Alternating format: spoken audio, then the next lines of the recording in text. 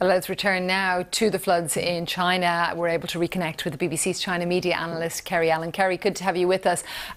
First off, just the reaction to some of those devastating videos and pictures that have been shared on social media.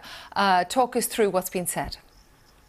Yeah, well, everywhere you look today on platforms like Sina Weibo, which is what Chinese people use instead of, say, Facebook or Twitter, you see this dramatic footage. You see the footage of people in the subway. This was particularly striking footage, people in the Zhengzhou subway with water up to their shoulders. A lot of reaction to this, a lot of surprise, a lot of shock. Also, just the footage of the water running down roads. I mean, these don't look like roads anymore. They actually look like rivers, and the water's running so fast. A lot of this footage has been almost kind of like a life or death situation. People watching from their apartment buildings and just being, you can just hear people saying again and again, oh my God, because they can't actually believe what they're witnessing. We've not seen anything like this in China for a long time. And so that is the public, of course, that are watching this and hoping for the best for their fellow citizens. But what has the government been saying?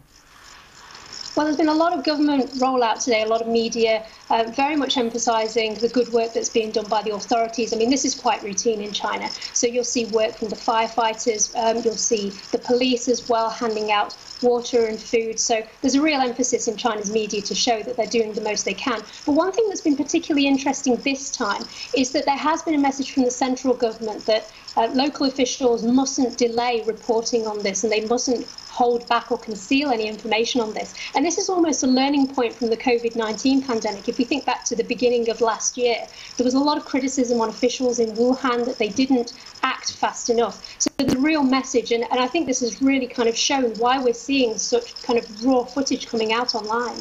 And is there any discussion of whether it could be linked to climate change? Just briefly, Kerry.